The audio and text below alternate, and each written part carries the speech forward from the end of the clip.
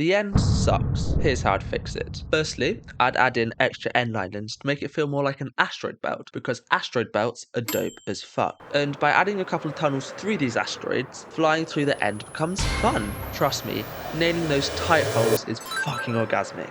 And to make it feel even better, I'd make Elytra Flight feel more dynamic. Obviously, for people who prefer a more vanilla experience, it would be toggleable in settings. Now, because people would likely be flying through these tunnels with only one hand on the game, there will be a lot of crashing and dying, which is inconvenient at the best of times and downright game-ending at the worst. So, to protect people's keyboards and their pets, I would add a new enchantment called Kinetic Cushioning. It would be solely for the Elytra, and it would reduce kinetic damage. Like Swift Sneak being unique to the Deep Dark, Kinetic Cushioning would be unique to End Cities. It would max out at level 4, like every other type of protection. End Cities would be kept mostly the same, but I'd make them slightly rarer. However, to counteract this, I'd then guarantee that each one had an end ship. Their loot pools would also be redistributed amongst the two new structures that I would add. The first of which is what we were all yearning for, the mines. I was going to call it the hull, but I've already made far too many sexual innuendos for a video about a game designed for 8-year-olds.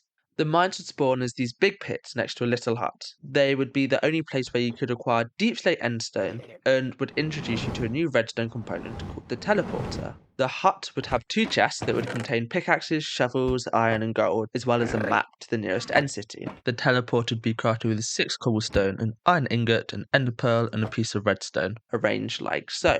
To work, it would require 2 of them to be linked up via a redstone line.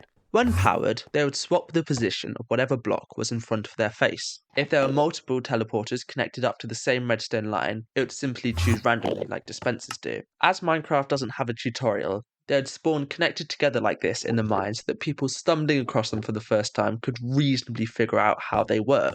And one final thing, the pit would have an archaeology site with exclusive pottery shards. The other structure I'd add is the maze, which, as the name suggests, would be a maze. They'd spawn inside of an end island and have between 1 and 3 chests. The chest would be guarded by a new mob called the Angry Man, which is essentially a buffed Enderman that instead of aggroing upon eye contact, aggroes upon you entering the maze. Think of it like a piglin brute in a bastion, but scary.